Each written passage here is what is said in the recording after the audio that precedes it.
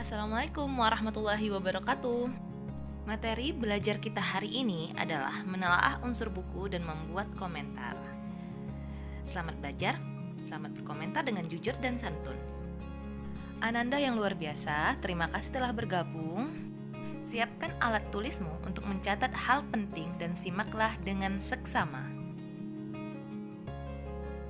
Sebelum mengomentari buku, hendaknya kamu memahami unsur-unsur buku yang dapat dikomentari. Unsur buku non-fiksi yang dapat dikomentari ada 7 bagian.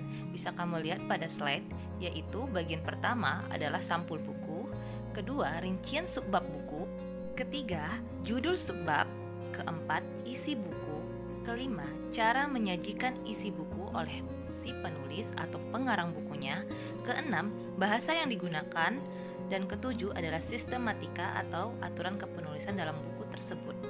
Sedangkan unsur buku fiksi yang dapat dikomentari ada 3 bagian, yaitu bagian sampul, rincian, dan judul subbab.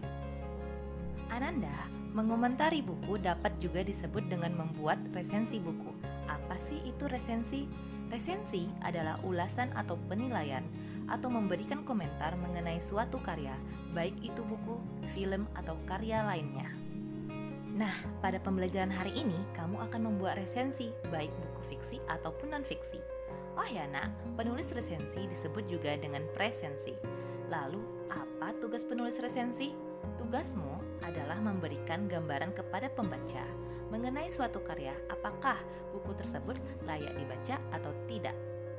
Sebelum menulis resensi, kamu harus tahu dulu nih tujuan resensi buku itu apa. Yang pertama, membantu pembaca mengetahui gambaran umum atau penilaian buku secara ringkas. Yang kedua, mengetahui latar belakang dan alasan buku tersebut diterbitkan. Ketiga, menguji kualitas buku. Dan keempat, memberikan masukan kepada penulis buku. Lanjut, manfaat resensi.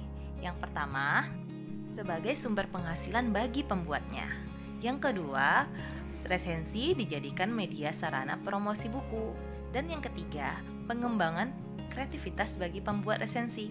Karena dengan sering membuat resensi, kreativitas, imajinasi, dan jiwa kritis kamu akan semakin terasah. Selanjutnya, hal-hal yang bisa kamu tanggapi atau komentari dalam resensi. Yang pertama yaitu kualitas isi, kedua penampilan buku seperti sampul bukunya bagaimana, ketiga unsur-unsur buku, selanjutnya bahasanya, dan terakhir adalah manfaat bagi pembaca. Nah, unsur-unsur resensi atau struktur komentar terhadap buku. Oh ya Ananda, ibu mohon maaf, seharusnya situ bukan struktur, tapi struktur, ada salah dalam penulisan. Mohon maaf atas kekhilafan ibu dalam menulis itu ya. Kembali ke topik. Jadi sebelum kamu menulis resensi buku, ini adalah struktur yang harus kamu perhatikan dalam menulisnya nanti. Yang pertama adalah kamu buat judul resensinya, selanjutnya kamu tuliskan identitas buku. Setelah menulis identitas, lalu kamu masuk ke pendahuluan. Kamu perkenalkan tentang buku tersebut terlebih dahulu. Dan keempat, barulah kamu menulis ringkasan cerita atau sinopsis. Cara membuat sinopsis sudah kita pelajari minggu lalu.